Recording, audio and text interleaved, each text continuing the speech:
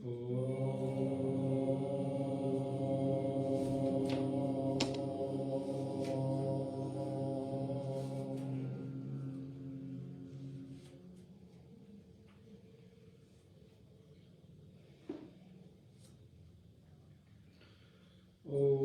सहना भवतु सहनौ भुनक्तु सह वीर्यं करवावहै तेजस्विनावधीतमस्तु मा विद्विषावहै।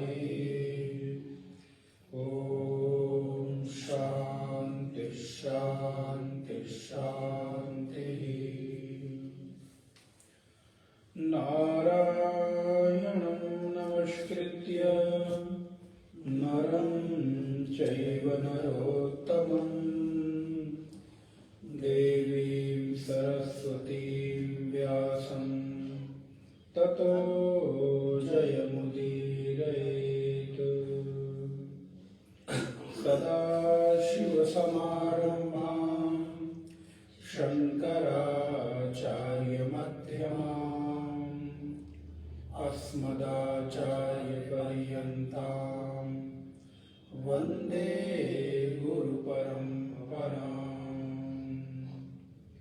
वागर्थाइव सम्पृक्तौ वागर्थः प्रतिपत्तये जगतः पितरौ वन्दे पार्वती परमेश्वरौ। या देवी सर्वभूतेषु स्मृतिरूपेण संस्थिता नमस्तस्यै नमस्तस्यै नमस्तस्यै नमो नमः। वसुदेवसुतं देवं कंसचाणूरमर्दनं देवकी परमानन्दं कृष्णं वन्दे जगद्गुरुम्। श्लोक नंबर 33 अध्याय 11।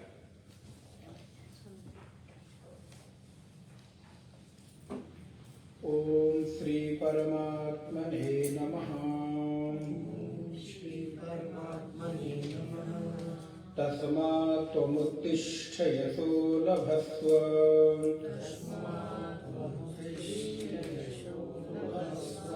जित्वा शत्रून् भुङ्क्ष राज्यं समृद्धम्।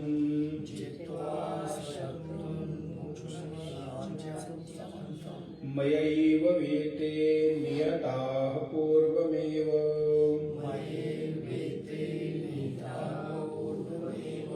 निमित्तमात्रं भव सव्यसाचिन्। द्रोणं च भीष्मं च जयद्रथं च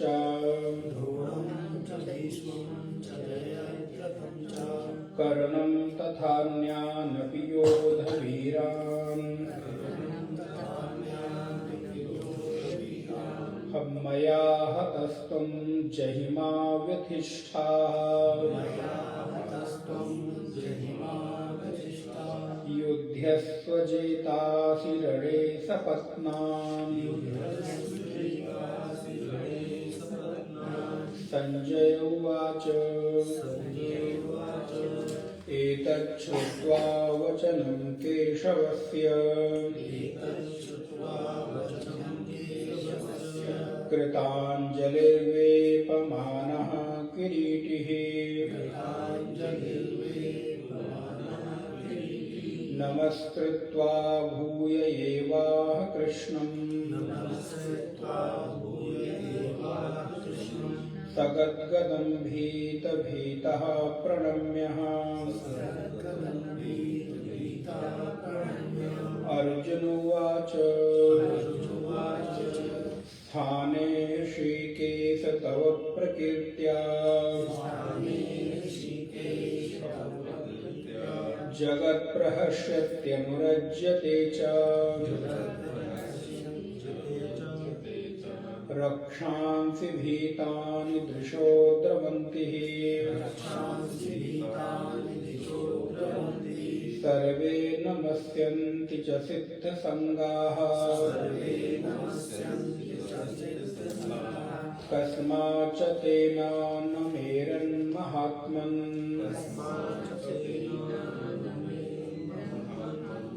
गरीयसे ब्रह्मणोऽप्यादिकर्त्रे अनन्तदेवेश जगन्निवासः त्वमक्षरं सदसत्परं यत् त्वमादिदेवः पुरुषः पुराणः त्वमस्य विश्वस्य परं निधानम् वेत्तासि वेद्यं च परं च धाम त्वया ततं विश्वमनन्तरूपम् वायुर्यमोऽग्निर्वरुणः शशाङ्कः प्रजापतिस्त्वं प्रपितामहश्च नमो नमस्ते सुसहस्रकृत्वा पुनश्च भूयोऽपि नमो नमस्ते नमः पुरस्तादपृष्ठतस्ते नमः पुरस्तादपृष्ठतस्ते नमोऽस्तु ते सर्वत एव सर्वः अनन्तवीर्यमितविक्रमस्त्वम् सर्वं समाप्नोषि ततोऽसि सर्वः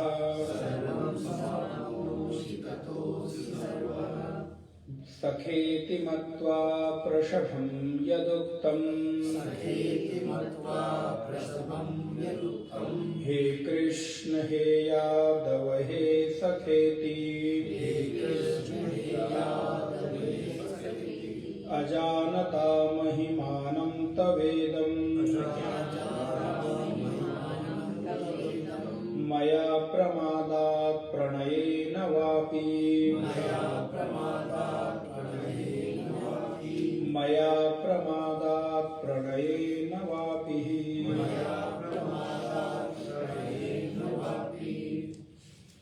वासुदेव कृष्ण कहते हैं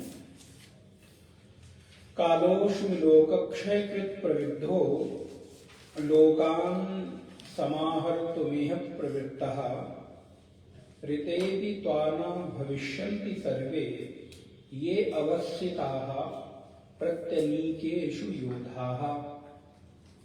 हे अर्जुन, हे पार्थ, मैं इस समय लोक को भक्षण करने के लिए पूरे के पूरे लोकों का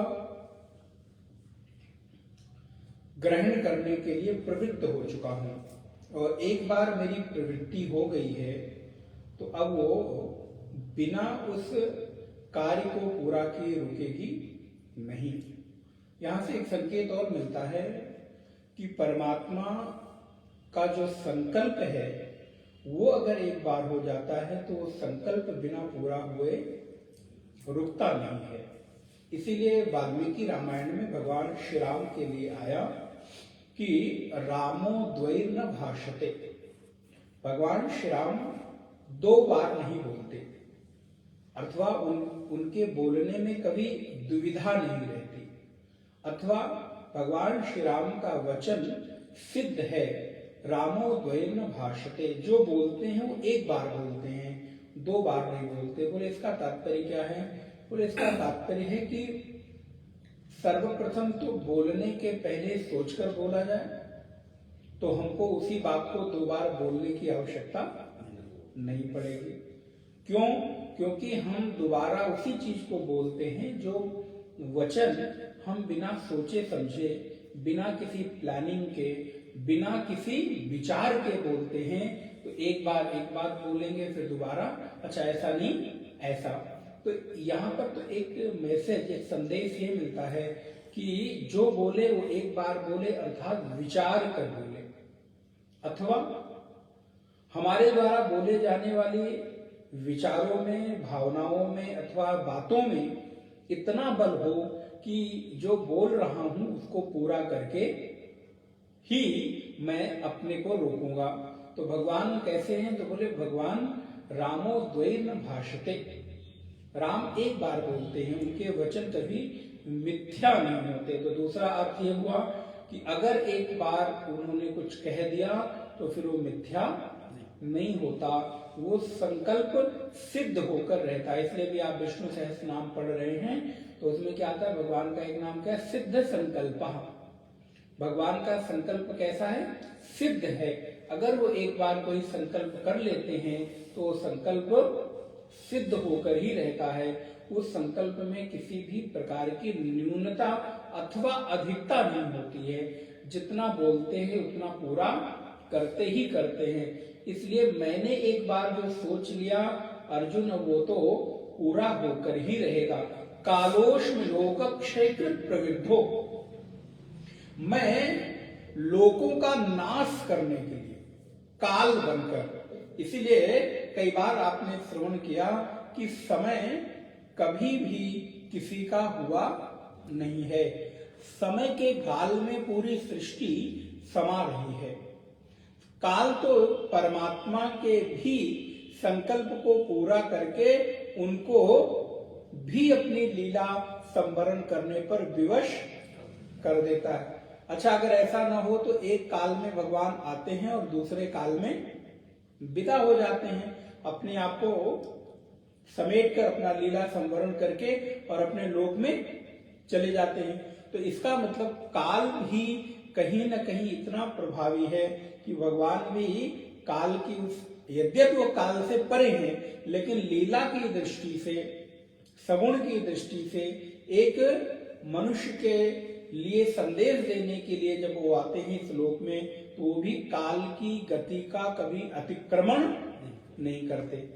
वो भी निश्चित समय में जन्म लेते हैं, फिर निश्चित समय में गुरु गृह गमन करते हैं, निश्चित समय में अपने अन्य कार्यों को पूरा करते हैं, और जैसे ही लीला पूरी हुई फिर उस निश्चित काल में अपने आप को यहाँ से विदा कर देते हैं। तो भगवान कहते हैं अर्जुन, मैं इस समय काल बनकर।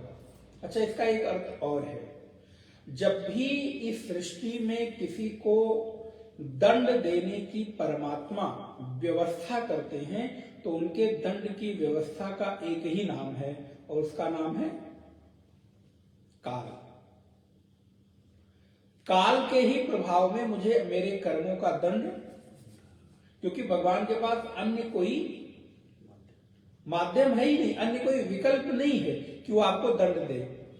आपके कर्मों के परिणाम स्वरूप भले हम उसका नाम कुछ भी दे दें कि आजकल मेरा समय खराब चल रहा है, ठीक नहीं चल रहा है, अथवा मेरे कर्म ही ऐसे होंगे जिसका परिणाम हमको आज दुख के रूप में अथवा सुख के रूप में मुझे मिल रहा है, लेकिन जो भी आपको दंड मिल रहा है वो निश्चित काल में मिल रहा है। और एक बात, काल विशेष तक ही मिलता है, ऐसा भी नहीं कि आजीवन ही मिलता है। ऐसा कोई व्यक्ति, अब कोई बिरला बहादुर खड़ा हो जाए तो मैं नहीं कह सकता, लेकिन कोई बिरला व्यक्ति ऐसा नहीं कह सकता कि मैं जिंदगी भर केवल और केवल सुखी रहा हूं अथवा जीवन भर केवल दुखी रहा हूं। अगर दुख के कोई ये माना जा सकता है कि दुख का काल थोड़ा अधिक हो सकता है, या दुख की जो गहनता है वो थोड़ी अधिक हो सकती है, दुख थोड़े अधिक गंभीर हो सकते हैं, थोड़े वजनदार हो सकते हैं, जिससे आपको सुख का आभास न हो। लेकिन कोई पूरे जीवन भर न दुखी रह सकता है, न पूरे जीवन भर सुखी रह सकता। ये दोनों दृष्टि से, शारीरिक दृष्टि से भी और मानसिक दृष्टि से भी, क्योंकि मानसिक और शारीरिक दोनों ही प्रकार के कर्मों के फल हमको देखने को, अनुभव करने को मिलते हैं। तो जब भी परमात्मा अपने दंड का विधान करते हैं तो वो दंड का विधान काल के माध्यम से ही जीवों को करते हैं। अभी आप लोग भागवत श्रवण करेंगे तो भागवत जी में एक काल की परिभाषा करते हुए कहा गया, कालेन दंडेन शुद्धे। जो परमात्मा दंड देते हैं काल की सीमा में रहकर, वो किस लिए देते हैं? बोले जीवों की शुद्धि के लिए। आप ध्यान देंगे कितनी सुंदर हमारे यहां शास्त्रों की सिद्धांतों को परिभाषित किया गया। अगर किसी काल विशेष में मुझे दुख की अनुभूति हो रही है अथवा हमको ऐसा लग रहा है प्रतिकूल समय चल रहा है, तो उसको किस रूप में ग्रहण करें? तो बोले दंडेन शुद्धेत। काल में जब दंड मुझे मिल रहा है तो उसका परिणाम है कि हमारी शुद्धि हो रही है। अच्छा, इसी को शायद माध्यम बनाकर लोक में भी आप जब कोई गलती करते हैं तो गलती होने के बाद आपकी शुद्धिकरण कैसे होती है? दंड के माध्यम से ही तो होती है। चाहे वो आपके ऊपर जुर्माना लगाए, आप रोड पे चल रहे हैं और रोड पे चलने पर आपने रोड की सीमा, किसी नियम का उल्लंघन किया, रोड का कोई अतिक्रमण कर दिया, लाल बत्ती कर दिया, जो भी कुछ कर दिया, तो क्या हुआ? बोले अब तो महाराज कुछ कहने की जरूरत नहीं है, वो ई चालान। तो क्या हुआ? दंड मिला। अब इसके बाद क्या करते हैं हम? महाराज निकलने का चांस भी होता है, 5 सेकंड बाकी भी रहता है तो भी ब्रेक लगाना नहीं भाई, हमको कोई जल्दबाजी क्यों? क्योंकि आपको मालूम है कि इस दंड से मेरी शुद्धि हो चुकी है, अब दोबारा करूंगा। और जहां जितना दंड के का विधान है, आप विचार करके देखिएगा, और बहुत सारे देश ऐसे हैं भी जहां जितना दंड का विधान है वहां उतना ही जो जुर्म है या लोगों में अनुशासन की भावना, ये न कहूं, दूसरी बात करूं, दंड के माध्यम से लोगों को अनुशासित किया गया, ये ठीक है। वहां पे दंड की अधिकता इतनी अधिक है कि अब लोग अपने आप अनुशासित रहते हैं कि 3 से 4 बार अगर हमने उल्लंघन कर दिया तो ड्राइविंग लाइसेंस जब्त, फिर आपको दोबारा मिल जाए तो भगवान ही मालिक हैं। फिर आपके नौकरी का पूरे महीने भर का पता चला एक ही बार में, सारे पूरे जितना कमाया आपने उतना खाली सरकार को दे दिया। किस लिए? क्योंकि आपने सीमा का उल्लंघन किया, अतिक्रमण किया। तो क्या हुआ? बोले दंड के माध्यम से आपकी शुद्धिकरण किया जा रहा है, प्रकारांतर से दंड के माध्यम से जीव को अथवा इस सृष्टि को अनुशासित किया जा रहा है।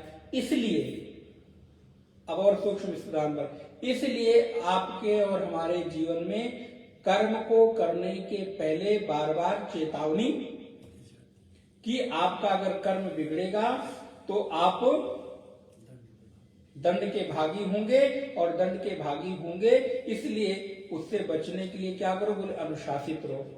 आपने चोरी की तो बताया गया कि ये यम के दूत आपको इस लोक में ले जाएंगे। इतना नहीं, किस प्रकार की चोरी की तो कैसे लोकों में और कैसे नरकों में जाना पड़ेगा। इसके पीछे कई बार आप पढ़ेंगे कि शास्त्र तो डराते हैं, कई बार हम ये भी आक्षेप कर सकते हैं, आप कह सकते हैं, लेकिन वहां उद्देश्य डराना नहीं है, बल्कि वहां पर अनुशासित करना है। क्योंकि अगर आपको, अच्छा विचार करिए, आज अगर आपके जीवन में कर्म से मिलने वाले दंड की आकांक्षा, मतलब हमको ऐसा कर्म करूंगा और ऐसा हमको भोगना पड़ेगा, अगर ये भय निकल जाए तो आपका जीवन कैसा होगा? गलतियां बहुत सी करेंगे, उच्छृंखल हो जाएंगे कि नहीं? आप बहुत सारे कामों से इसलिए बच पाते हो क्योंकि आपको लगता है कि महाराज किसी का दिल दुखाऊंगा तो, किसी की चोरी कर ली तो, किसी का पैसा ले लिया तो, ये कर दिया तो हमको भोगना। और आसपास हमको कई बार देखने को उदाहरण भी मिल जाता है। अच्छा, जिन लोगों की दृष्टि उस तरफ नहीं जाती है उनका जीवन देखिए, क्योंकि यहीं पर एक साधक की दृष्टि और विचारों को महत्व देना पड़ता है। कई बार लोग कहते हैं महाराज आप देखिए ना, कितने सारे लोग कितनी उद्दंडता कर रहे हैं, कितना सारा अहित कर रहे हैं, लेकिन उनका जीवन कितना सुखी है। ऐसे बहुत सारे उदाहरण हमारे जीवन में आसपास में देखने को मिल जाएंगे। लोगों को मार रहे हैं, डकैती कर रहे हैं, चोरी कर रहे हैं, लूट कर रहे हैं, प्रताड़ित कर रहे हैं, लोगों का हड़प रहे हैं, भूमि पैसा आदि आदि, लेकिन उनके जीवन में सुखी सुख दिखाई पड़ रहा है। तो फिर मैंने आपको कहा, सुख का अर्थ केवल भौतिक संसाधन से आप काउंट कर रहे हैं कि उसके मानसिक स्थिति को भी देख रहे हैं? क्योंकि हमारी दृष्टि अभी केवल उसके गाड़ी और सुख संसाधन और भौतिक स्थिति पर दिखाई पड़ रही है, तो मुझे लग रहा है कि वो बहुत सुखी है। जरा भीतर से जरा झांकने का अवसर आपको मिल जाए एक बार, और एक समय स्थिति ऐसी आती है कि वो सारे भौतिक संसाधन नीरस हो जाते हैं, या नीरस भी ना कह के मैं ये कहूं कि वो उस व्यक्ति के जीवन के लिए कई बार बाधा जैसी स्थिति पैदा कर देते हैं। वो सोचता है कि काश मैं इससे छूट जाता, ये मेरे पास ना होते। क्यों? क्योंकि बाहर से देखने में तो बहुत सुखी लग रहा है, लेकिन भीतर से वो व्यक्ति मालूम है कि वो कैसे रात को सोते समय उसके जीवन की क्या मनोस्थिति है, वो हम और आप नहीं समझ सकते। उसके यहाँ रहने वाले सर्वेंट नहीं, उसको तो लगेगा देखो मालिक इनको क्या कमी है, मजे से सारी चीजें हैं, लेकिन उस व्यक्ति के जीवन से आप पूछे कि उसको कितना सुख है। तो काल के भीतर होने वाला जो भी घटनाक्रम है वो इस सृष्टि को अनुशासित रखने के लिए है। तो मैं इस बात को कहते हुए कि हमारे जीवन में जो भी दंड का विधान है वो मुझे अनुशासित करने के लिए, हमको शुद्ध करने के लिए, कि मैं आगे से ऐसी गलती न दोहराऊं। संविधान ने भी यदि दंड का विधान किया, धाराएं बनाई, तो किस लिए बनाई? वो व्यक्ति को इसलिए नहीं बनाई कि आज चलो गलती कराओ फिर जेल चले जाओ, फिर गलती करो फिर जेल चले जाओ, इसलिए नहीं। जो व्यक्ति उस बात को नहीं समझता, भले वो दोहराता चलता चला जाता है, लेकिन अगर उसको दंड मिलने के बाद वो सुधर जाए तो वो दंड उसके लिए हितकारी हुआ कि अहितकारी हुआ? हितकारी ही हुआ ना, क्योंकि एक बार उसने गलती की और वो उससे शुद्धि मिल गई। इसलिए यमराज के दूत वहां कहते, जब आप पढ़ेंगे, दंडेन शुद्धेति, परमात्मा जब किसी जीव को दंड देते हैं तो उद्देश्य होता है शुद्धिकरण। संविधान यहाँ किसी व्यक्ति को दंड दे रहा है तो दंड देना उसका उद्देश्य नहीं, बल्कि आपको सुधारना, आपको शुद्ध करना है। तो अर्जुन, मैं जगत को काल की भांति ग्रसित करने के लिए मैं इस समय बढ़ रहा हूं, मुझे रोकने वाला कोई नहीं है। प्रत्यनीकेषु योधाः, सेना में लगे हुए जितने भी सैनिक लोग हैं, इन सभी लोगों को मैं क्षय कर दे रहा हूं, इनका नाश कर दे रहा हूं। और एक तरह से अब ये केवल और केवल पुतले खड़े हैं तुम्हारे सामने। ये बड़े बड़े जो योद्धा दिख रहे हैं, ये अब योद्धा नहीं है, बल्कि क्या है? माटी के पुतले हैं। खेत में खड़े हुए पशुओं को डराने के लिए आपने देखा होगा कि पशुओं को डराने के लिए खेत में किसान लोग एक डंडा लगा के कपड़ा पहना देते हैं, उसके ऊपर सिर की मटकी रख देते हैं और उसको भी काले रंग से पेंट कर देते हैं। तो पशु को लगता है कि ये कोई मनुष्य खड़ा है, तो उसको भय हो जाता है, फिर उस खेत में नहीं आता।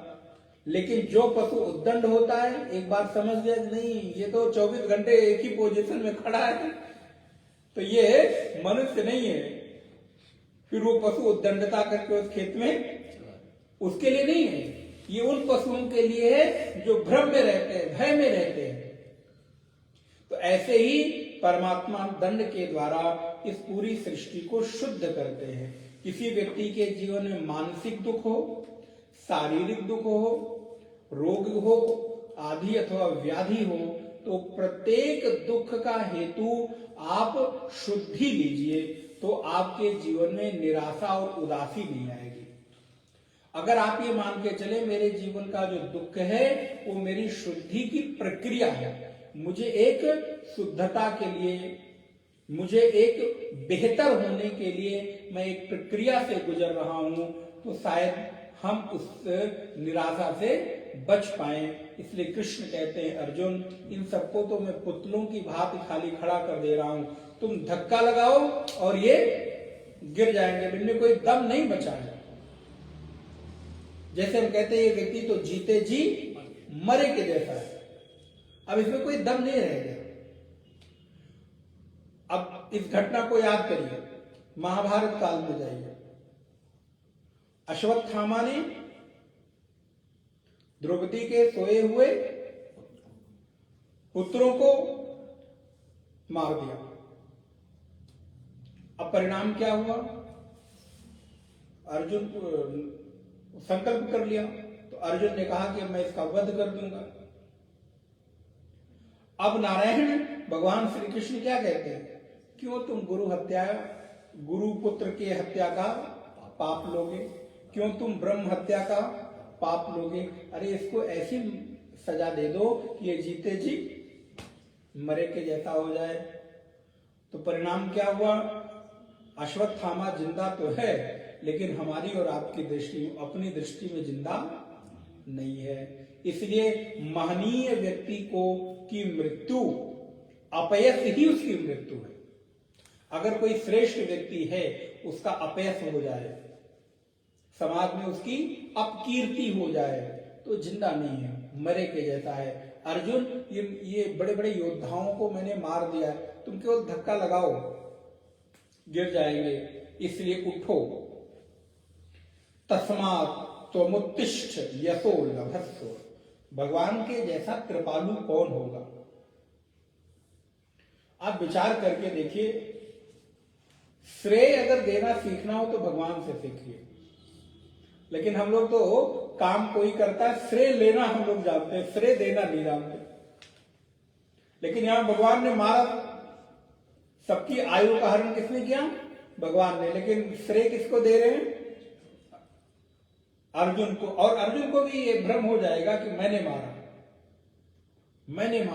भगवान कहते कोई बात नहीं, हमारा काम होना चाहिए, श्रेय जिसको लेना हो ले लो, यही उदारता है, यही कृष्ण है, इसी को कृष्ण का व्यक्तित्व कहते हैं। मेरे उद्देश्य की पूर्ति हो जाए, श्रेय जिसको लेना हो ले लो, मेरा काम हो जाए। मैंने जो संकल्प किया है इस सृष्टि में, यदा यदा ही धर्मस्य ग्लानिर्भवति भारत अभ्युत्थानम धर्मस्य अधर्मस्य तदात्मानं सृजाम्यहम्। मेरा उद्देश्य तो ये है, मेरा संकल्प तो ये है, मेरे माध्यम से जिसको करना हो करे। तो भगवान कहते हैं तस्मात्, इसलिए उठो, उत्तिष्ठ, उठ अर्जुन, और क्या कर? यशो लभस्व। युद्ध करने के लिए मत खड़े हो, ध्यान देना। अर्जुन ने एक बार ये भी कहा कि आप प्रभु मुझे युद्ध में लगा रहे हो। भगवान कह रहे मैं युद्ध में नहीं लगा रहा हूं, तुमको यश प्राप्त करने के लिए खड़े होने का बार बार प्रेरित कर रहा हूं। तुम, यही बात महाराज धृतराष्ट्र के साथ विचार करते हुए गांधारी और धृतराष्ट्र ने यही बात महाभारत जब आप पढ़ेंगे तो विचार किया है कि कृष्ण चाहता तो हमारे पुत्र न मरते। युद्ध अगर किसी में रोकने की सामर्थ्य थी तो वो कृष्ण में थी। कृष्ण चाहते तो रोक सकते थे, लेकिन अर्जुन युद्ध नहीं करना चाहता है, फिर भी कृष्ण ने युद्ध करा के और मेरे पुत्रों को, तो अर्जुन और पांडवों से ज्यादा अगर कोई इस हमारे पुत्रों को मारने में सहयोगी है तो कौन है? कृष्ण है। भगवान बार बार कहते हैं मैं युद्ध के लिए नहीं, उठ अर्जुन, यश को प्राप्त कर। तस्मात् त्वमुत्तिष्ठ यशो लभस्व। लेकिन ध्यान रहे, यश में ऐसे नहीं देता हूं, कुछ तो करना पड़ेगा। भले तुम्हें भोजन बनाना न आता हो, जाके केवल नमक डाल दो, नाम तुम्हारा हो जाएगा। किसने बनाया? बोले छोक भर दो, तुम हाथ भर लगा लो। जैसे इसका उदाहरण माताओं को बेहतर पता होगा, जब ब्याह करके नई नई बहू घर में आती है तो पूरा भोजन बहू नहीं बनाती। वो क्या करती है? वो जाके बस खाली बर्तन को छू लेती है या थोड़ा छौंक लगा दिया, कुछ नहीं तो नाप करके चम्मच से उसके हाथ में रख दिया और नमक डलवा दिया। कई जगह ये भी परंपरा है। और जब रिश्तेदारों को भोजन परोसा जाता है तो क्या कहा जाता है कि भोजन किसने बनाया? आज क्योंकि नई नई ब्याह करके बहू घर में आई है तो ये भोजन बहू ने बनाया। अब बहू को मालूम है उसने क्या बनाया। अगले दिन जाओ तो महाराज एक चाय भी न बना के दे सके और अभी पूरे व्यंजन के व्यंजन परोसे जा रहे हैं लोगों के सामने। श्रेय किसको मिल रहा है? बहू को मिल रहा है। वही सास अगले 2 महीने बाद कहती है कैसी बहू आगे, चाय तक तो बना नहीं सकती। और उसी ने अभी 1-2 महीने पहले सारे के सारे व्यंजन बनाए किसी ने नहीं थे, किसी ने और नहीं थे, लेकिन सास ये कहती नहीं, फूली समाती थी कि वो अरे बहू ने कैसा बनाया, कैसा बनाया, सब्जी कैसी, नमक ठीक है। मालूम उसको भी था, लेकिन श्रेय देने के लिए स्पर्श कर लिया। और श्रेय किसको मिल गया? बोले बहू को मिल गया। तो भगवान कहते अर्जुन को, उठो यार, तुमको कुछ थोड़ा करना है, तुम खाली छू दो और वो क्या होंगे? गिर जाएंगे, मरे खड़े हुए, छू के तुमको गिरा दो और यश को प्राप्त कर लो। तुम्हें लगेगा कि कुरुक्षेत्र के मैदान में विजेता कौन है? अर्जुन है, लेकिन असली विजेता अगर कोई है तो वो कृष्ण है, लेकिन पीछे रहकर। इसलिए कई बार भूमिका में पीछे रहने वाले लोगों को कोई नहीं जानता। श्रेय किसको मिलता है? बोले जो पर्दे के सामने होता है। अब महाराज बड़े बड़े योद्धा, दूसरा उदाहरण लें, टीवी में आप देखते हैं, पिक्चरों में देखते हैं, 50 साल के हो गए महाराज, 60 साल के हो गए और अभी हीरो बने घूम रहे हैं। कहां? बोले पर्दे के सामने, पर्दे के पीछे 1-8 किलो दवा रोज खा के और 2-4 इंजेक्शन 10 इंजेक्शन लगा के खड़े होते होंगे।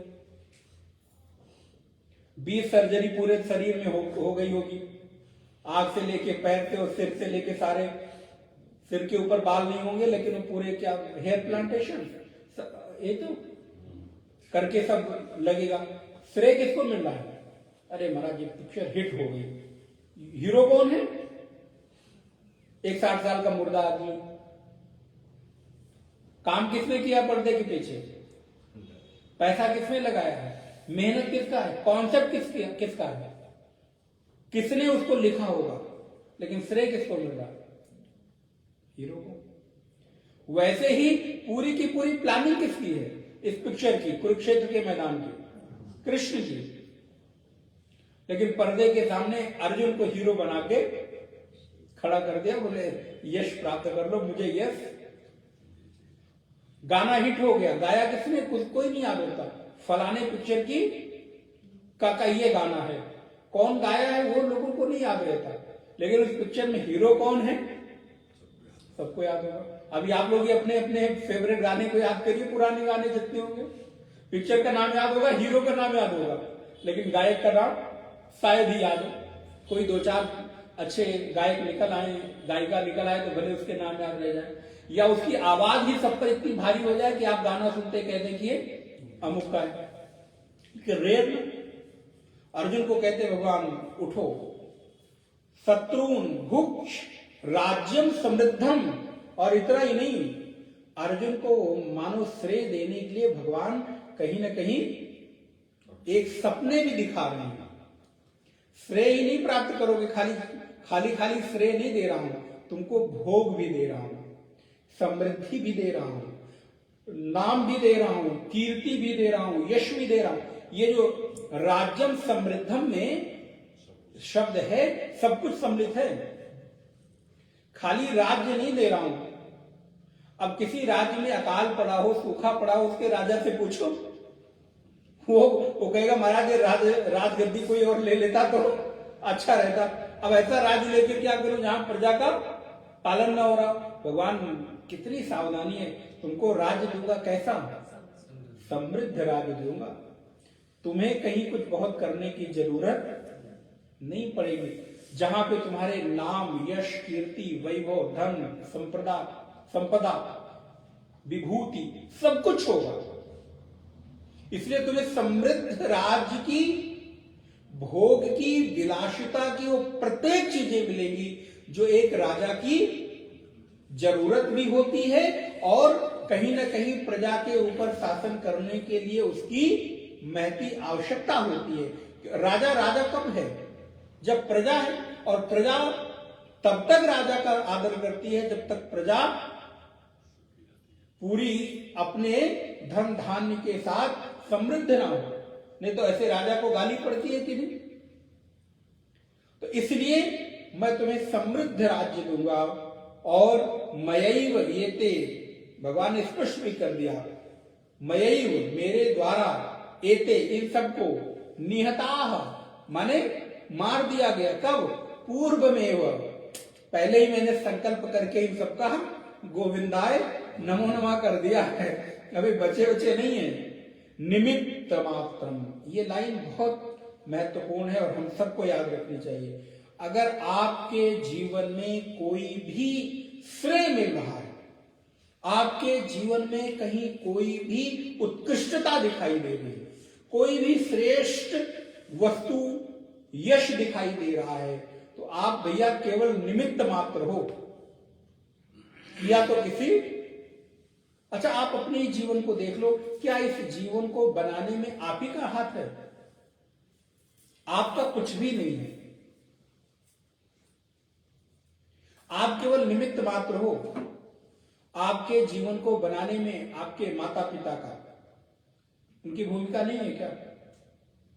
आपके गुरुओं का, जिन्होंने आपको पढ़ाया लिखाया, आपके मित्रों का, आपके रिश्तेदारों का, आप जहां काम करते होंगे वहां सीनियर जूनियर का, आपके पड़ोसी का, आपके अन्य मिलने जुलने वालों का, क्या इनके आपके जीवन में कहीं कोई भूमिका नहीं है? हम और आप जहां खड़े हैं, क्या केवल और केवल अपने बल पर खड़े हैं? कदापि संभव नहीं। लेकिन श्रेय हम किसको देते? महाराज जो कुछ किया,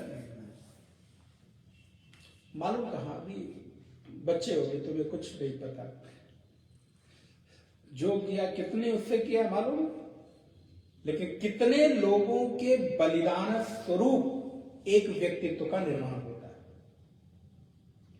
कितने लोग अपनी इच्छाओं का बलिदान करते हैं, कितने लोगों की भावनाएं कई बार आहत होती हैं, तब एक बड़े कृतित्व का निर्माण होता है। अर्जुन को भगवान कह रहे, निमित्त मात्रम भव सव्य साचिन। तो मैं और आप, हम सब भी केवल और केवल परमात्मा की बनाई इस प्रकृति में निमित्त मात्र हैं। इस प्रकृति को चलाए रखने में मेरी अपनी भूमिका उतनी है जितनी मालिक ने, वो एक गाना है, मालिक ने भरी चाबी उतना चले खिलौना, ऐसा कुछ है। जितनी चाबी भरी राम ने उतना चले खिलौना। एक बार पंखे में जितनी बिजली भर दी जाती है, आप बिजली बंद भी कर दो, स्विच ऑफ कर दो, लेकिन फिर भी ये उतनी देर घूमता रहेगा जितनी देर इसमें चाबी भर दी गई। जितनी देर इसमें करंट चला गया उतने प्रभाव में वो पंखा घूमता रहेगा। वैसे ही हमारे और आपके भीतर भी जितनी चाबी भरी है उतना तो शरीर रूपी खिलौना चलेगा ही चलेगा। तो इसलिए कृष्ण कहते हैं, अर्जुन निमित्त मात्रम भव सव्य साचिन। हे सव्य साची अर्जुन, सव्य साची, सव्येन, गीता में भगवान लिखते हैं, भगवत्पाद पहले तो लिखते हैं, भूक्षो राज्यम समृद्धम असपत्नम अकंटकम। समृद्ध संपन्न निष्कंटक राज्य वही है जिस राज्य में किसी भी प्रकार का कंटक ना हो, किसी भी प्रकार का कोई प्रतिबंध ना हो, शत्रु ना हो, कोई आपके बीच में बाधा, आपकी गद्दी के ऊपर कोई दावा ठोकने वाला ना हो, ऐसा राज्य तुमको दूंगा। फिर कहते हैं कि सब्यसाची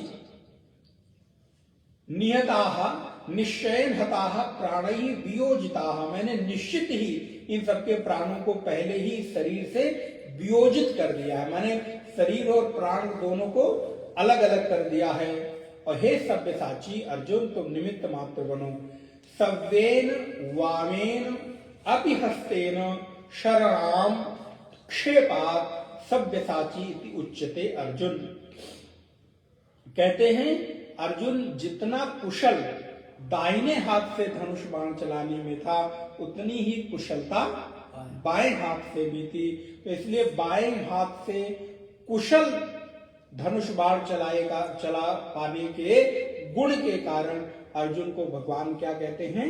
सब्यसाची। हे अर्जुन, सब्यसाची अर्जुन, तुम निमित्त मात्र बनकर अपना काम करो। निमित्त मात्रम भव सब्यसाचिन। संकल्प तो मैं कर रहा हूं, काम भी मैं कर रहा हूं, बस खाली श्रेय तुमको दे रहा हूं। तो अब इसका तात्पर्य हो गया कि समष्टि को चलाए रखने के लिए संकल्प तो परमात्मा करता है, निमित्त केवल हमको बनाकर भेजता है। ये सृष्टि हमारे और आपके संकल्प से नहीं चल रही है, ये सृष्टि परमात्मा के संकल्प से चल रही है। हमारे और आपके व्यक्तिगत जीवन को बनाए रखने के लिए हमारे संकल्प महत्वपूर्ण हैं, लेकिन समष्टि को चलाए रखने के लिए आपके संकल्प कभी भी प्रभावी नहीं होते। हाँ, उस विराट संकल्प में आप अपने छोटे छोटे संकल्प जोड़ते हो तो वो मजबूत हो जाते हैं। इसीलिए कहते हैं कि जब कहीं कोई आपत आ जाए, कहीं कोई पानी अधिक बरस जाए, भुखमरी आ जाए, तो ऐसे क्षेत्र विशेष के लिए सभी को प्रार्थना करनी चाहिए, क्योंकि सभी की प्रार्थना से समष्टि का संकल्प मजबूत होता है। लेकिन आपके संकल्प से कुछ नहीं होता, वो संकल्प तो परमात्मा का है। इसलिए अर्जुन, तुम उठो, यश को, लाभ को प्राप्त करो। द्रोणम च भीष्मम, भगवान नाम भी ले लेते बड़े बड़े योद्धाओं का, तो इससे डर रहा था ना। इन सबके नाम लेकर भगवान कह रहे हैं। अब पता नहीं द्रोण भीष्म ने सुना कि नहीं सुना, नहीं तो कहते ये तो ज्यादती हो रही भगवान, बताओ उनको मार दिए पहले ही और बताए भी नहीं। द्रोणम च भीष्मम च जयद्रथम च कर्णम तथान्यान अपि योध वीरान, कर्णम तथा अन्य अपि योध वीरान मया हतास्त्वाम जहिमा व्यथिष्ठाः युद्धस्व जेतासि रणे सपत्नान्। येषु येषु योधेषु अर्जुनस्य आशंका। भगवान शंकराचार्य बिल्कुल स्पष्ट कर देते हैं, जिन जिन सूरवीर योद्धाओं से अर्जुन को आशंका थी, उन सबका भगवान ने नाम ले लिया। आशंका किस बात की थी? अर्जुन को मालूम है ना, सिखाने वाले कौन है? द्रोणाचार्य। और जो हमको सारे पैतरे सिखा रहा है, वो कोई एक पैतरा तो जरूर अपने पास, वो क्या कहते हैं, मास्टर चाबी एक के पास जरूर होती है। तो इसलिए अर्जुन को ये बात मालूम है, मैं भले नाम मेरा कितना बड़ा हो गया योद्धा, लेकिन मेरे गुरु तो पहले बैठे हुए हैं। अच्छा, कोई शिष्य अपने गुरु से बड़ा हो सकता है क्या? नाम भले उसका हो जाए, फेम हो जाए, प्रसिद्धि प्राप्त हो जाए, लेकिन प्रसिद्धि प्राप्त होने का मतलब ये नहीं कि शिष्य गुरु से बड़ा हो गया। और शिष्य का भी एक कर्तव्य है कि उसके प्रति हमेशा नतमस्तक रहे, कृतज्ञ रहे। तो अर्जुन कहीं ना कहीं, ये अर्जुन का गुण देखिए, अर्जुन को अपने धनुर्धर होने पर, श्रेष्ठ योद्धा होने पर न ओवर कॉन्फिडेंस है और न वो अपने गुरु की मर्यादा का उल्लंघन कर रहा है। कहीं न कहीं उसको इस बात का भान है कि मुझसे श्रेष्ठ कौन है? द्रोणा है, द्रोणाचार्य है, द्रोण, भीष्म।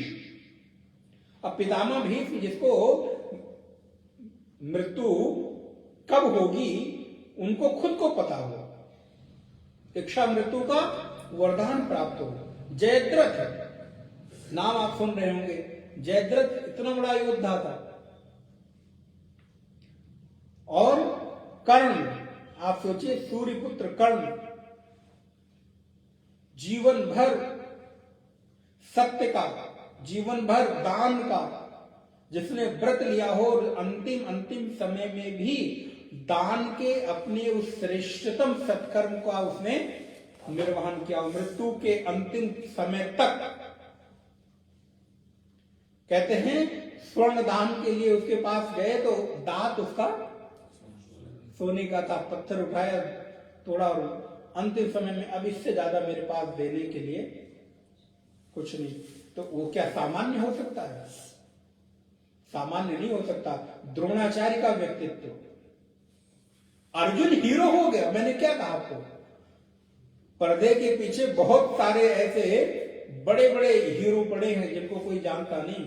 वो डमी बनकर नाचते रहते हैं बगल बगल, लेकिन क्या उनमें भी तो गुण है? बस वही उनको प्लेटफॉर्म नहीं मिला, लग काम नहीं किया, उनको उतना बड़ा ब्रेक नहीं मिला। जो भी कुछ आप रीजन देना चाहें दे दें। नृत्यांगनाएं जो नृत्य करती हैं वो पर्दे पर फेमस हो गई। क्या उसके इतर बहुत ऐसे ऐसे टैलेंटेड बच्चे हैं, बहुत ऐसे ऐसे श्रेष्ठ अपने कर्म में हैं, उनको श्रेय नहीं मिला। बहुत सारे ऐसे विद्वान हैं, उनको श्रेय नहीं मिला।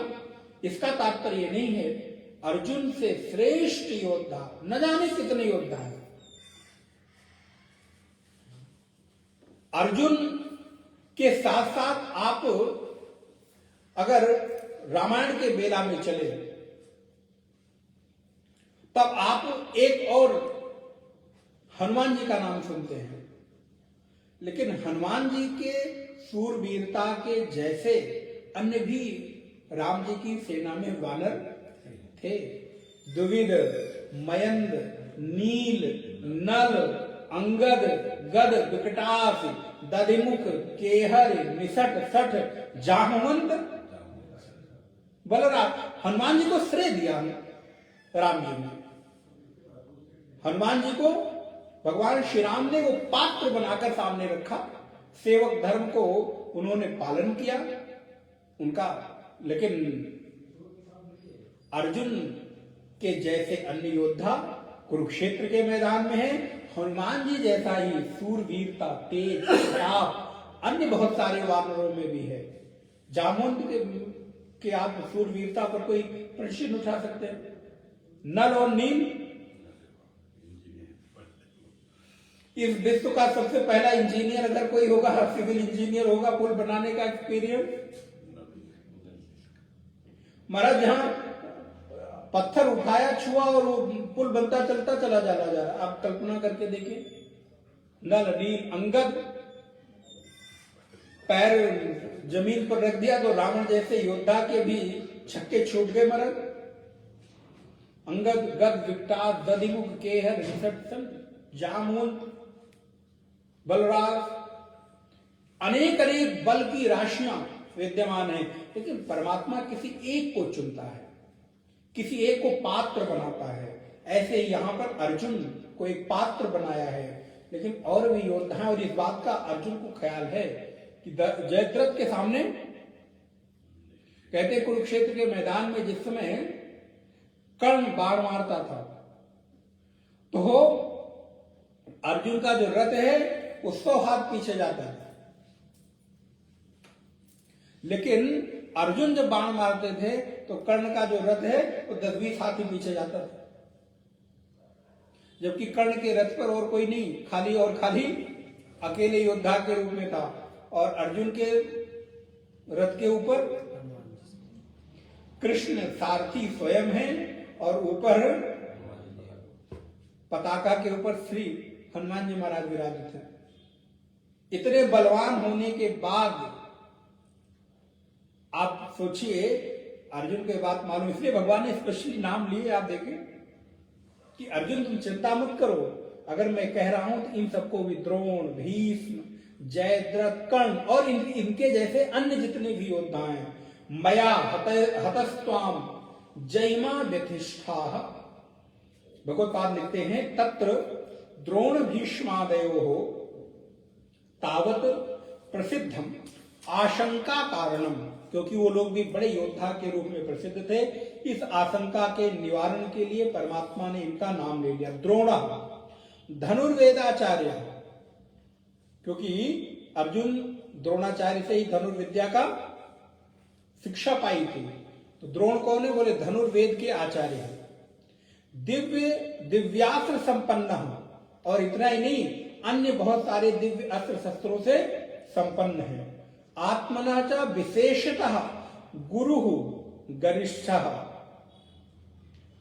गुरु का एक अर्थ और होता है, जो वजनदार हो उसको गुरु कहते हैं, गरिष्ठः।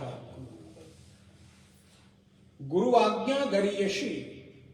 तो अर्जुन के सामने द्रोणाचार्य खड़े हैं, तो उसको थोड़ा संकोच भी होता है कि अपने गुरु के सामने मैं ही अपनी सेखी बघारने लगूं। अरे वो बात कर रहे हैं, वो कह रहे हैं, वो अपने युद्ध कौशल को दिखा रहे हैं, तो मैंने ही उनसे सीखा और मैं ही उनको सिखाने चलूं। तो अर्जुन को भगवान एक तरह से आश्वस्त करते हैं, या जैसे कहें आप घबरा रहे हो तो आपके कोई माता पिता या आपके सीनियर आपके पीठ पर हाथ फेरे, चिंता मत करो, बोलो कहो, तो आप थोड़े आश्वस्त होते हैं कि नहीं, थोड़ा भय आपका कम होता है। तो ऐसे ही भगवान नाम लेकर मानो अर्जुन को थोड़ा आश्वस्त कर रहे, चिंता मत करो। गुरु गरिष्ठः भीष्म स्वच्छंदः मृत्यु। आप सोचिए अर्जुन क्या दावा कर सकता है कि मैं भीष्म को मार दूंगा, जिसको स्वयं ही इच्छा मृत्यु का वरदान प्राप्त हो। तो भगवान ने कहा मैंने इनकी इच्छा मृत्यु के भाव को भी पढ़ लिया और उसको भी मैंने मैनेज कर लिया, चिंता मत करो। और संभवतः मैंने पूर्व में आपको बताया था कि महाभारत के युद्ध का यह नियम था कि पराजय सरेंडर करने से नहीं थी, बल्कि जीवन जब तक है तब तक वो व्यक्ति पराजित नहीं माना जाएगा, जब तक कि उसकी मृत्यु ना हो जाए। इसलिए देखिए अंतिम समय तक कुरुक्षेत्र के युद्ध की घोषणा तभी हुई जब अंतिम समय तक इच्छा मृत्यु संपन्न पितामह भीष्म सरसैया पर हैं, तब तक विजय की घोषणा नहीं हुई है, क्योंकि शत्रु सेना का एक व्यक्ति अभी जीवित है। तो कहते हैं दिव्यास्त्र संपन्ना चा परशुरामेण द्वंद युद्धम अगमद न च पराजितः। अपनी इच्छा मृत्यु से संपन्न भीष्म है, दिव्य अस्त्रों से संपन्न है, परशुराम जी के साथ द्वंद युद्ध करने में भी उनको किसी ने पराजित नहीं किया था, ऐसे भीष्म हैं।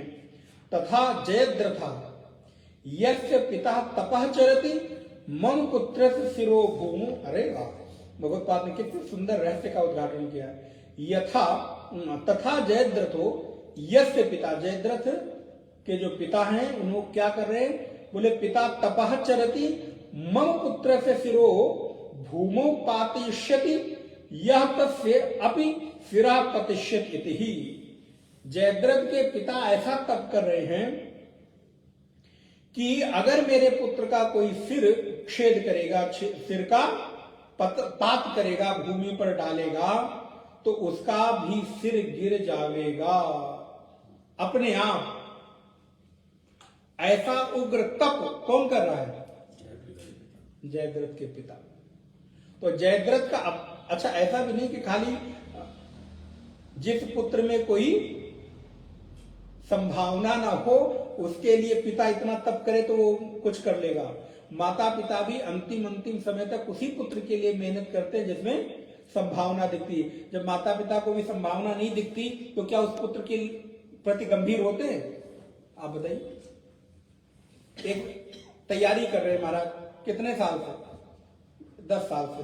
तो माता पिता कहते यार ऊपर से भले न कहे लेकिन अंदर सोच चलो यार अब नौकरी चाकरी करो, बड़ी तुमने तैयारी कर ली, अब कुछ बिजनेस अपना करो, क्योंकि अब संभावना नहीं दिख रही है।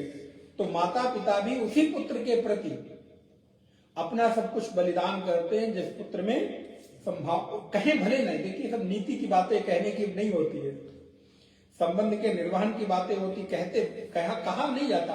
सब कुछ कहकर ही नहीं पूरा किया जाता। तो जयद्रथ में भी उतना, और स्पेशली जब भगवान नाम ले रहे हैं तो इसका मतलब सामान्य नहीं है, उसका तो अपना बल होगा ही होगा, उसके पीछे अदृश्य शक्ति भी, मंत्र की शक्ति, यज्ञ की शक्ति, तप की शक्ति काम कर रही है। तो जयद्रथ, और फिर कहते हैं भगवत्पाद भाष्य में लिखते हैं, कर्ण अपि वासवादत्तया शक्त्या तु अमोघया संपन्न सूर्यपुत्र कानीनो यतः अतः तन्नाम्ना एव निर्देशः। सूरवीर कर्ण, भगवान ने उसका नाम लिया जिसको इंद्र के द्वारा विशेष अमोघ शक्ति प्राप्त है, और इसलिए भगवान ने उसके भी नाम का निर्देश किया है। अर्जुन को भगवान ने आश्वस्त किया, मया हतां त्वं जहि निमित्त मात्रेण मां व्यतिष्ठा तेभ्यो भयम न कारषीहि। हे अर्जुन, इन सब लोगों के बड़े बड़े नामों को देखकर तू भय, अब जैसे हम आपको कभी कभी आश्वस्त करते हैं, कैसे?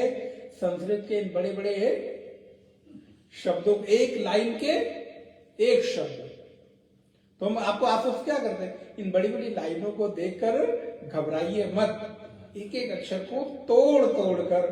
तो क्या किया?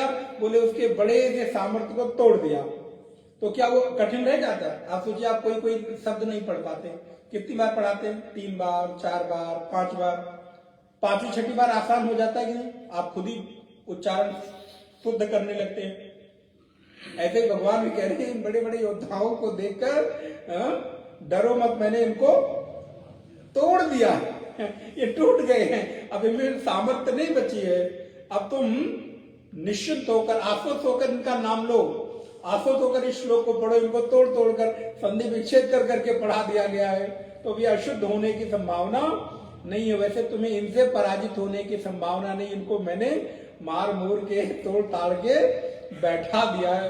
अभी थोड़ी ऐसी भी बात हो रही, लेकिन भगवान खुद ही प्रयोग कर रहे हैं, इनको मैंने बैठा दिया है। इसलिए तुम भय मत करो, तेभ्यो भयम मा कारषीहि युद्धस्व जेतासि। क्या बात है, युद्ध करो, लेकिन किसके लिए? जीतने के लिए, राइट।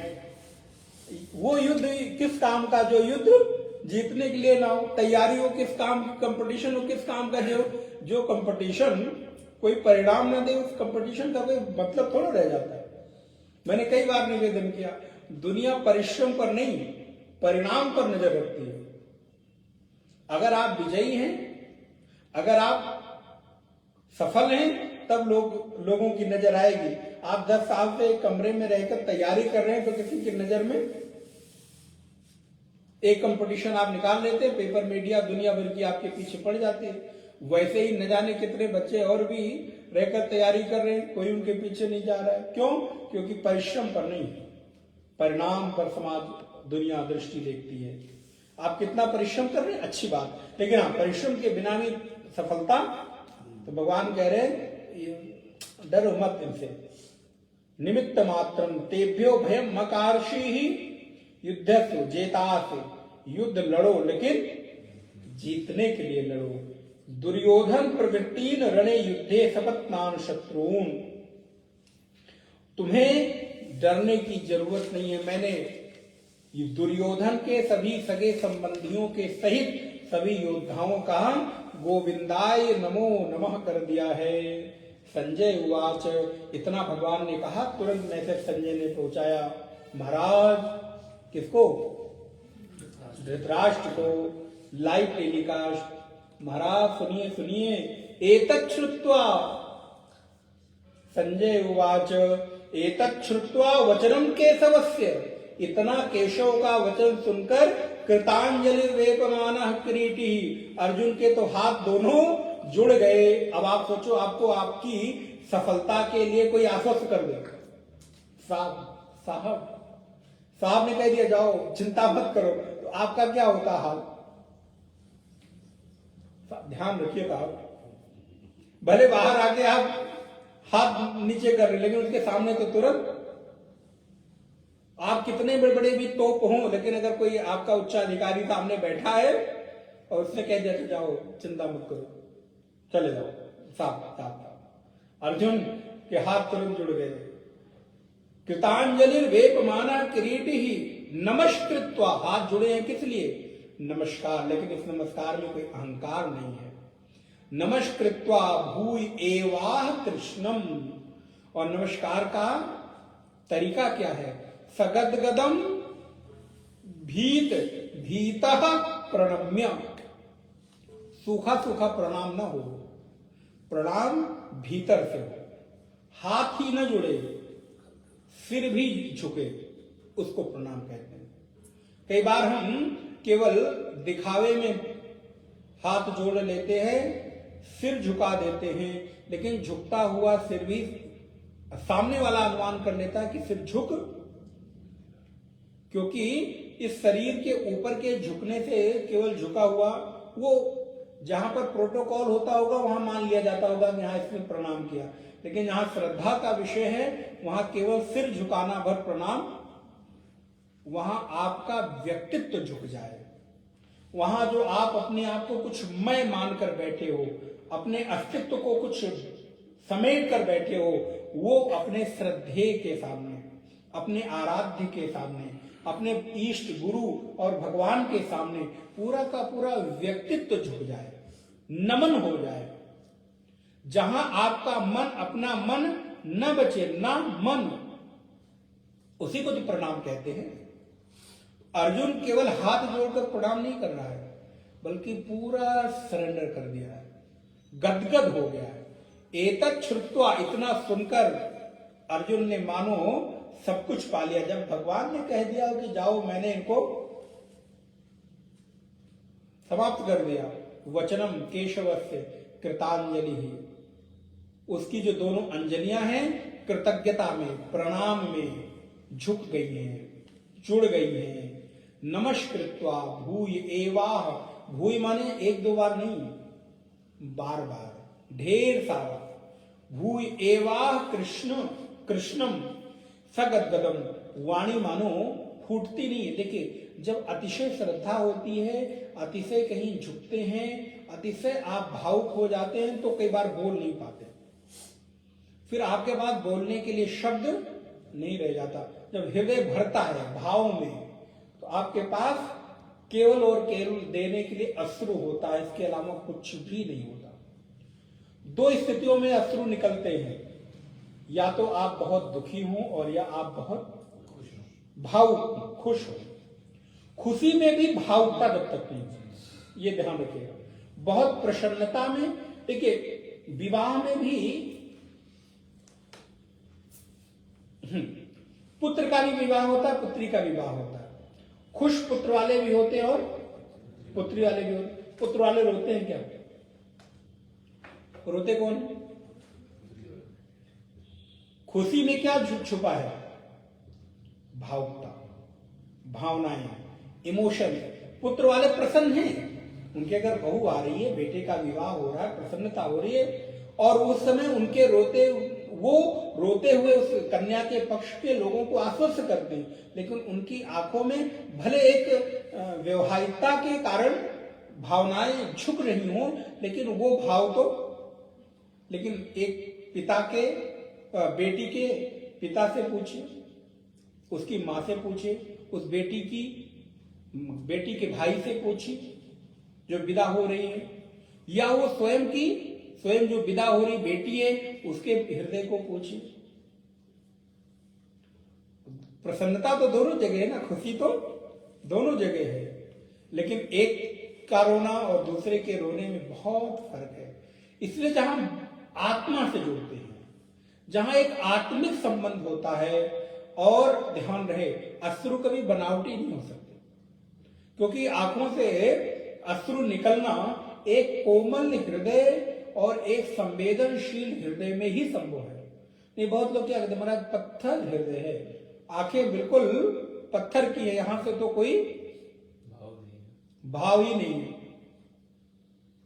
तो इसलिए अर्जुन इस समय, और अर्जुन की आंखों से अश्रु निकल रहा है। अभी अर्जुन को दूसरे भाव में लेकर चलिए, योद्धा के रूप में। और योद्धा कैसा होता है? अगर योद्धा बात बात पे रोने लगे तो योद्धा, अगर देश की सीमा पर खड़ा कोई सैनिक रोने लगे तो सैनिक तोड़ गए, कायर है, नपुंसक है। लेकिन अर्जुन बड़ा योद्धा है, अपने समय का आदर्श है, आइडियल है। मैंने आपको कई बार कहा, अपने समय का सबसे बड़ा आदर्श युवा अगर कोई है तो वो अर्जुन है। सारे युवा अर्जुन ऐसा बनना चाहते हैं। जैसे आज के युवक सो कॉल्ड इन, खैर एक्टर एक्ट्रेस के पीछे घूमते, उनके जैसा हेयर कट और कपड़े और जींस पहनते। उस समय के बालक कैसा बनना चाहते थे? बोले अर्जुन की तरह धनुर्धारी बनना है, अर्जुन की तरह तेजस्वी बनना, आजान बाहु बनना है, वीर बनना है। ऐसा वीर योद्धा मजबूत हृदय का व्यक्ति गदगद हो गया है। गदगद गिरा नयन बहा नीरा, ये भक्ति की एक विशेषता भी है और भक्त के हृदय की पहचान भी है कि अगर भक्ति के प्रभाव से हृदय गदगद हो रहा है, हृदय पिघल रहा है, तो वो अश्रु बनकर सामने प्रकट होगा ही होगा। अगर हृदय भावुकता से नहीं भर रहा है तो भी कुछ तो कमी है, कहीं कहीं तो कुछ काम करने की जरूरत है। अर्जुन भाव से भर गया है, भगवान के सामने नतमस्तक हो गया है, आंखें डबडबा गई हैं, नमस्कृत्वा, और कुछ नहीं। अब देखिए 2-3 श्लोकों में आप देखेंगे ना, अर्जुन कुछ बोल नहीं पा रहा, केवल और केवल प्रणाम कर रहा है। क्योंकि आपका इतना उपकार परमात्मा कैसे भूल सकते हैं? आपका एहसान है कि आप इतने बड़े योद्धा को युद्ध में आश्वस्त कर रहे हैं। उसके पास देने के लिए कृष्ण को इसके अतिरिक्त कुछ नहीं है। एक भक्त के पास भगवान को देने के लिए नमस्कार, प्रणाम और हृदय की भावना से अतिरिक्त कुछ नहीं है। एक प्रेमी अपने प्रेमास्पद को हृदय की भावों से अतिरिक्त महंगा उपहार कुछ और, आप महंगे उपहार भले कुछ भी दे दो, सोना चांदी दे दो, गाड़ी मोटर घर बंगला दे दो, लेकिन अगर आप हृदय की भावना नहीं दे रहे हो तो उस प्रेम में कोई आत्मीयता। और देखिए कई बार महंगे उपहार देने के बाद भी प्रेम, सांसारिक प्रेम चल पाता है क्या? हर बर्थडे पर एक महाराज डायमंड ज्वेलरी गिफ्ट हो रही है, गाड़ी गिफ्ट हो रही है, फ्लैट दिया जा रहा है, लेकिन 5 साल तक किसी भी तरह निभा, 6ठे साल पता चला। तो महंगे उपहार से संबंध का निर्वहन नहीं होता। एक दूसरे के प्रति वो भावनाएं, वो आत्मीयता, वो सहृदयता, वो भावुकता, वो प्रेम के अश्रु जब पूरित होते हैं और गले मिलकर वो भावनाएं उनमें उमड़ती हैं, तब लगता है कि हाँ, हृदय ने हृदय को छुआ है। उपहार हृदय को नहीं छूते। उपहार थोड़ी देर के लिए ठीक है, एक क्षण प्रसन्नता देंगे, लेकिन लंबे समय तक अगर कोई चीज याद रखी जाती है तो सोना चांदी घर मकान दुकान नहीं है। वो सहृदयता है, भावुकता है, प्रेम है, आत्मीयता है, स्निग्धता है, जो एक दूसरे को एक निकट खींच लाने की सामर्थ्य रखता है। अर्जुन भगवान के प्रति नतमस्तक हो गया। स्थानीय अर्जुन कहता है, देखिए कुछ नहीं बोला, एक लाइन खाली उसके मुंह से निकली है, प्रभु आप जो जैसा कर रहे हो सब अपनी जगह, इससे बड़ी शरणागति कुछ हो नहीं सकती। ये श्लोक तो अद्भुत है। हम लोग पढ़ते समय तो हमें ये भी बताएगा, अगर किसी व्यक्ति के जीवन में दुख हो, डर हो, तो इस श्लोक का बार बार पाठ करे अथवा चैंटिंग करे, दोहराए, तो परमात्मा की उस पर अनंत कृपा होती है। वो भय से बचता है। और ये अर्जुन ने भय से निवृत्ति के लिए भगवान से प्रार्थना की है।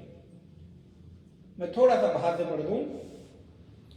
भय आविष्टस्य दुःखाविघातम स्नेहाविष्टस्य च हर्षोद्भवात् अश्रुपूर्ण नेत्रत्वे। मैंने आपको ये बात कही, हर्ष में अश्रुपूरित नेत्र के द्वारा सती श्लेष्मण कंठावरोध, अर्जुन का कंठ अवरुद्ध हो गया है।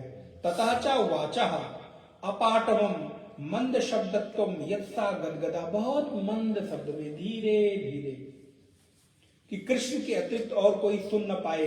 जैसे एक प्रेमी अपने प्रेम भरी बातों को अपने प्रेमास्पद के अतिरिक्त और किसी को सुनाना नहीं चाहता, उसको क्या लगता है इतना धीरे धीरे बोलूं कि खाली मैं जिसको बोल रहा हूं वही सुने और समझ जाए। अर्जुन भी इतना मंद शब्द में कि कृष्ण आप मेरी भाषा समझो। ये लोग नहीं समझेंगे, मेरे रोते हुए इन आंसुओं को, इनकी कीमत इन योद्धाओं के सामने कुछ नहीं है। योद्धा तो हमारी हंसी उड़ाएंगे, देखो देखो युद्ध का समय है और ये खड़ा हुआ रो रहा है। हमारे जो पीछे हमारे अनुयायी हैं, हमारा हमको आदर्श मानते हैं, वो देखेंगे तो हमारी हंसी उड़ाएंगे। इसलिए शायद अर्जुन अपनी आंखों को भी नीचे कर लिया होगा कि और लोग देख ना पाए, क्योंकि वो समझ नहीं पाएंगे ये स्थिति। इसलिए भक्तों के, प्रेमी के हृदय का जो भाव है वो वही समझ सकता है जिसके लिए है। अर्जुन मंद शब्द में कहता है, अपाटवम मंद शब्दत्वम यत्सा गदगद तेन सह वर्तेत इति सगदगदम वचनम आहा। गदगद वचन से कहता है, वचन क्रिया विशेषणम एतद पुनः पुनः भयाविष्ट चेता सन प्रणम्य, थोड़ा थोड़ा डरा हुआ है और प्रणाम कर रहा है। पहवी भूत्वा आह इति व्याहृतेन संबंधः, विवलित चित्त से, प्रमुदित चित्त से, विह्वल भाव से बार बार अर्जुन प्रणाम कर रहा है। अत्र अवसरे संजय वचनम साभिप्रायम, इस समय संजय का जो वचन है वो अभिप्राय है, गूढ़ अभिप्राय के भाव से है। कथम, कैसे? बोले द्रोणादिषु अर्जुनेन निहतेषु अजयेषु चतुर्षु निराश्रयेषु दुर्योधनः निहतः एव इति मत्वा धृतराष्ट्रो जयम प्रति निराशः। कहते हैं द्रोणादि जो 4 अजय शत्रु हैं, शूरवीर हैं, अर्जुन के द्वारा नाश हो जाने पर आश्रय रहित, क्योंकि अब ये बात दुर्योधन के तरफ जाती है, क्योंकि ये जो 4 अजय शूरवीर थे ये कहीं ना कहीं परास्त हो गए। भगवान ने कह दिया, नाम ले लिया, इसका मतलब अब दुर्योधन क्या हो गया? आश्रय रहित हो गया। क्योंकि दुर्योधन का भी बल कौन थे? यही लोग थे, भीष्म, द्रोण, कृपाचार्य, सूर्यपुत्र कर्ण, ये सारे लोग थे। और इनको भगवान ने कहा इनकी आयु तो पूरी हो गई। तो निराश्रित दुर्योधन कैसा हो रहा है? बोले आश्रय रहित दुर्योधन तो मरा हुआ ही है। अब क्योंकि जिसके बल पर मैं कूद रहा हूं, मेरा बल ही समाप्त हो जाए तो मैं बचूंगा क्या? तो ऐसा मानकर विजय से निराश हुआ धृतराष्ट्र संधि कर लेगा। ये कूटनीति कौन चली है? संजय ने। कि प्रभु, अपने स्वामी को कहता है धृतराष्ट्र को, संजय, कि प्रभु कृष्ण ने तो ऐसा ऐसा बोल दिया और कृष्ण ने कह दिया तो इसका मतलब सत्य हुआ। अभी भी तुम्हारे पास समय, युद्ध हुआ नहीं है और अभी भी धृतराष्ट्र चाहो तो संधि कर लो। धृतराष्ट्र संधि कर लेगा, उसके दोनों पक्षों की शांति हो जाएगी। परंतु भावी के वश में धृतराष्ट्र ने ये ऐसे वचन सुने ही नहीं। मानो संजय सुना रहे हैं लेकिन धृतराष्ट्र ने अनसुना कर दिया। क्योंकि व्यक्ति जब स्वार्थ में होता है तो वही सुनता है जो वो जितना उसके हित का होता है, जितनी उसकी जरूरत होती है, उससे ज्यादा वो सुनना नहीं चाहता। तो धृतराष्ट्र भी स्वार्थ परायणता के कारण अर्जुन के कृष्ण के मध्य चल रही वार्ता को संजय के माध्यम से उतना ही सुनना चाह रहा है जितना वो सुनने की इच्छा रखता है अपने अपने। और पहली ही लाइन, पहले अध्याय की पहला श्लोक, क्योंकि उसके प्रश्न के मूल में ही स्वार्थ है। मेरे पुत्र और पांडु के पुत्र, उसने वही अलग कर दिया। जबकि पांडु और पांडव दोनों ने कभी धृतराष्ट्र को अपने से अलग नहीं समझा, लेकिन मूल प्रश्न में ही धृतराष्ट्र ने इन दोनों को अलग कर दिया है। तो संजय ने भी यहां थोड़ा प्रयास किया, लेकिन वो डायरेक्ट तो कह नहीं सकता। अब कोई सेवक, कोई शिष्य गुरु को कोई बात कहे, और ये मर्यादा भी नहीं, कहनी भी नहीं चाहिए डायरेक्ट। तो संजय ने इनडायरेक्टली कहा तो लेकिन धृतराष्ट्र वही ना, मति जब बिगड़ती है तो फिर कोई वचन काम नहीं आते। भावी ऐसा होना है। अस्तु अर्जुन उवाच स्थाने, ये श्लोक बहुत सुंदर है। अगर कभी भय लग रहा हो तो भय की निवृत्ति के लिए भी इसको मंत्र के जैसे आप प्रयोग कर सकते हैं, क्योंकि अर्जुन भगवान के सामने प्रार्थना कर रहा है और इसी मंत्र के बाद अर्जुन का भय समाप्त हुआ है। स्थाने ऋषिकेश तव प्रकीर्त्या जगत प्रहस्यत्यनुरज्यते च रक्षांसि भीतानि दृशो द्रवन्ति सर्वे नमस्यन्ति च सिद्ध संगाः। अर्जुन कहता है प्रभु स्थाने ऋषिकेश, हे ऋषिकेश कृष्ण, जो आप कर रहे हो, देखो ये लाइन शरणागति के लिए और निराश उदास भयभीत व्यक्ति के लिए इतनी लाइन बहुत महत्वपूर्ण की है। स्थाने ऋषिकेश तव प्रकीर्त्या, हे कृष्ण जहां जो जब जैसे घटित हो रहा है वो वहां वैसे उतना उचित। अच्छा, अगर इतनी बात मन में बैठ जाए, अब देख डर रह जाएगा क्या? थिंक, अगर एक बात आपके मन में बैठ जाए, जब जहां जो जैसे जितना घटित हो रहा है वहां वैसे उतना उस दृष्टि में उचित ही है, तो भय का कोई स्थान रह जाता है? दंड मिल रहा है, ठीक है, उचित ही है। लाभ हो गया, ठीक है, उचित ही है। कोई निर्णय गलत हो गया, ठीक है, उचित ही है। किसी व्यक्ति से संबंध हो गया, ठीक है, उचित ही है। किसी व्यक्ति से संबंध नहीं हुआ, कोई नाराज हो गया, ठीक है, उचित है। अगर ये आधा आधा अलाइन का आधा सूत्र है, स्थाने ऋषिकेश, हे ऋषिकेश अपने अपने स्थान पर सब कुछ उस समय के लिए उचित है, ठीक ही है। तव प्रकीर्त्याः जगत प्रहर्षित अनुरज्यते च रक्षांसि भीतानि दृशो द्रवन्ति ही सर्वे, मैं और मैं ही नहीं, सर्वे नमस्यन्ति च सिद्ध संगा, बड़े बड़े सिद्धों के संघ, ऋषियों के, कपिल आदि सिद्ध महात्माओं के भी समूह आपको नमस्कार कर रहे हैं, प्रणाम कर रहे हैं। तो आप भला उसके भय की निवृत्ति नहीं करोगे क्या? आपको प्रणाम करना ही भय से निवृत्त कर देता है। और कहीं ना कहीं एक आपके सबकॉन्शियस माइंड में ये बात बैठी रहे, एक अवचेतन मन में कहीं ना कहीं ये बात बैठी रहे कि अपनी अपनी जगह पर जहां जो चल रहा है सब ठीक है, क्योंकि चाहकर भी आप उसको बदल,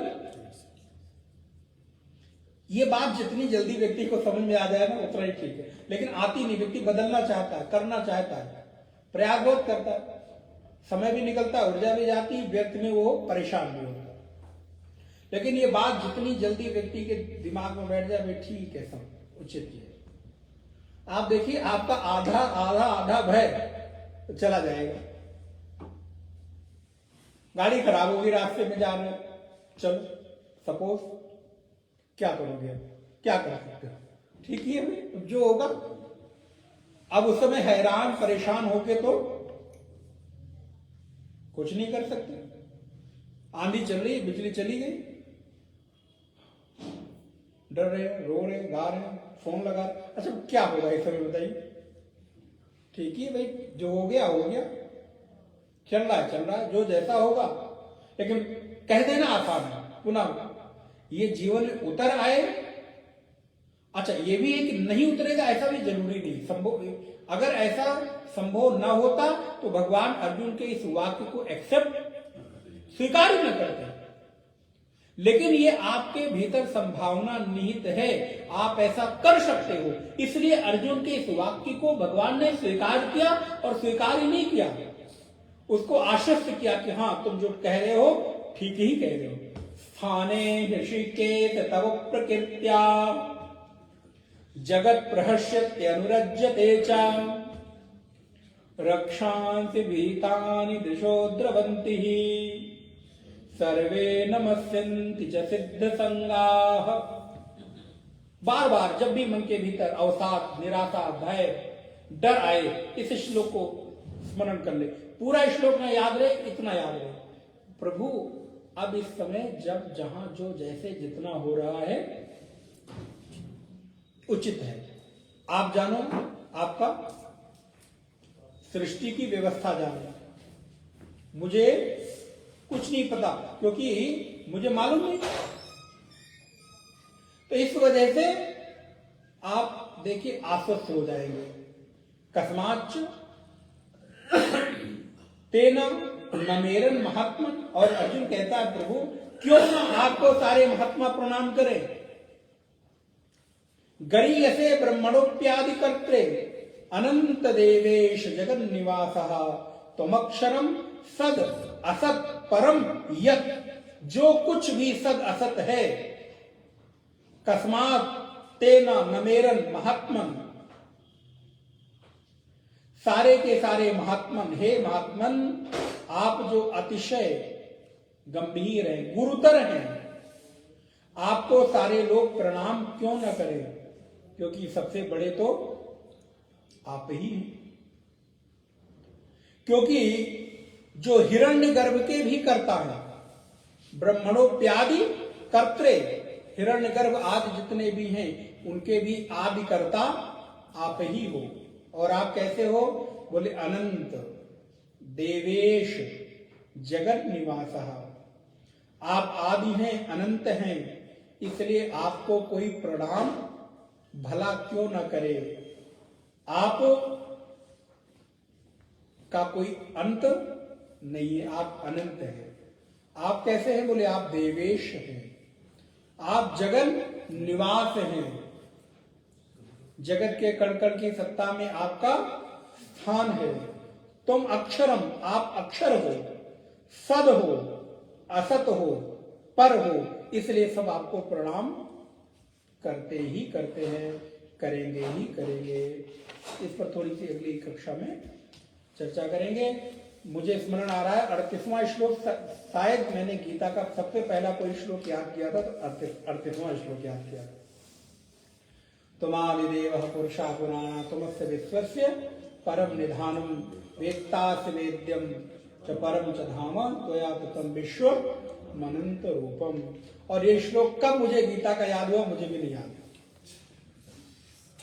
एक दिन याद आ रहा था। तो इस पर हम लोग अगली कक्षा में विचार करेंगे।